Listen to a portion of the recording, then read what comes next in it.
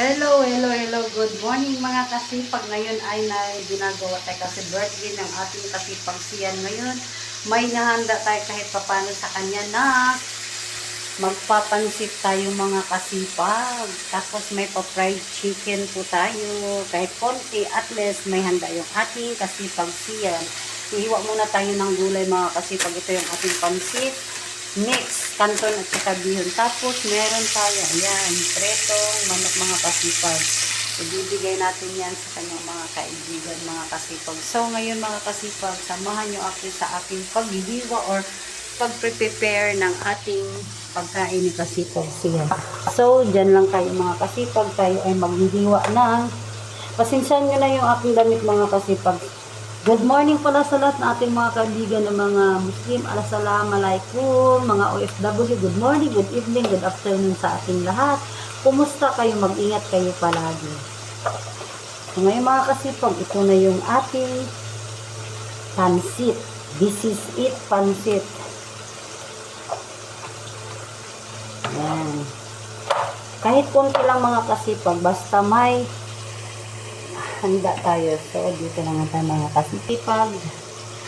Titignan muna natin ang piniprate ng isda mga manok mga kasipag.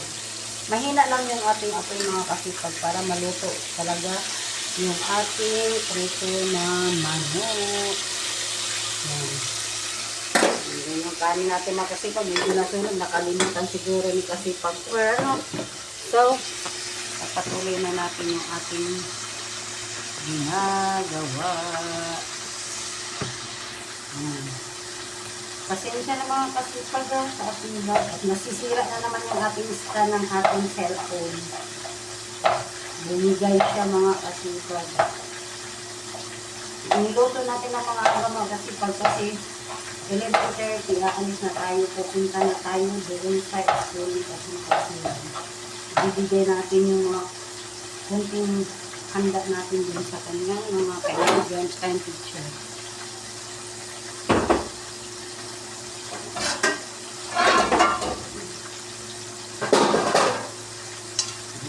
Kahit kunti lang natin inuluto mga kasipag.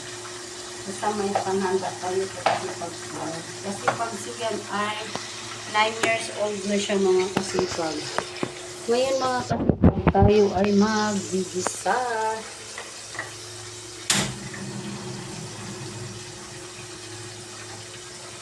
Hinaan lang natin yung ating manok mga kasipag, yung ating piniprito para hindi masunog. Ngayon maglalagay tayo ng mantika sa ating iluluto.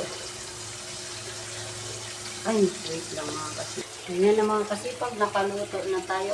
Tapos ilalagay na naman natin yung ating singkan batch na pagluluto na manok. Ngayon natin sa breading mga kasipag.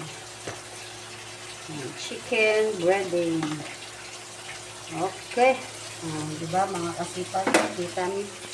Ayan na nga mga kasipag. Tayo ay magbibisa na ng manok. Sahog. Ayan. Bibisa na natin yung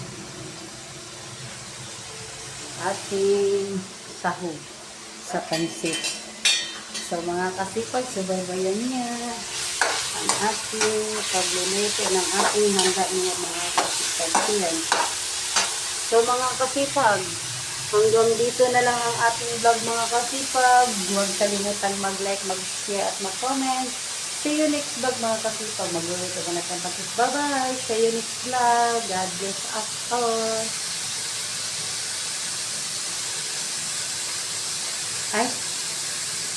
Bye-bye!